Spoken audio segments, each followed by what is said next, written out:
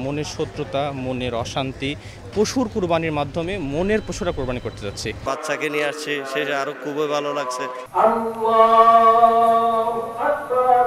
ত্যাগের মহিমায় উদ্ভাসিত হয়ে কাঁধে কাঁধ মিলিয়ে একই কাতারে হাজারো মুসল্লি মহান রব্বুল আলামিনের সন্তুষ্টি কামনায় ঈদুল আজহার জামাতে নানা বয়সী মানুষ।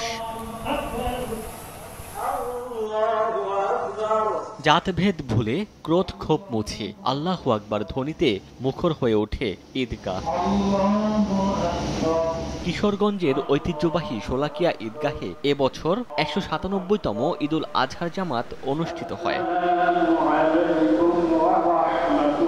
নিচ্ছিদ্র নিরাপত্তা নিশ্চিতে পুরোটা সময় কঠোর নজরদারিতে ছিল আইনশৃঙ্খলা বাহিনীর সদস্যরা। এছাড়া ২৩০ জন মুকাব্বির সহ কয়েক লাখ মুসল্লি নিয়ে ঈদ জামাত অনুষ্ঠিত হয় দিনাজপুরের ঐতিহাসিক গোরে শহীদ বড় ময়দানে।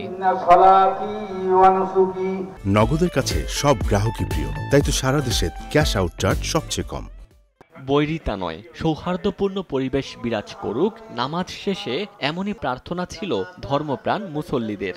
মনের শত্রুতা, মনের অশান্তি, পশুর কুরবানির মাধ্যমে মনের পশুরা কুরবানি করতে যাচ্ছে। বাচ্চাকে নিয়ে আসছে, সেটা আরো খুবই ভালো লাগছে। আল্লাহ পাক যেন বিশ্ব মুসলমানের মধ্যে শান্তি এবং আমাদের সবার প্রতি রহমতের দৃষ্টি দান করেন।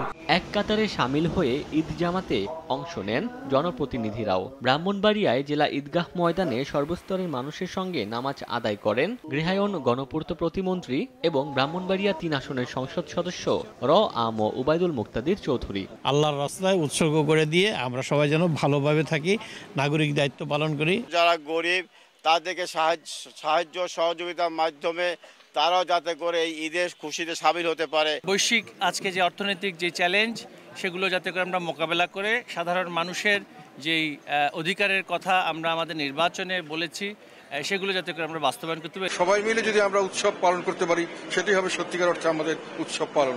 নামাজ পরবর্তী খুতবা ও মোনাজাতে মুসলিম উম্মার সুখ ও সমৃদ্ধি কামনা এবং ফিলিস্তিনিদের জন্য বিশেষ দোয়া করা হয়। পরে একে অপরের সঙ্গে কোলাকুলি ও কুশল বিনিময় করেন মুসল্লিরা।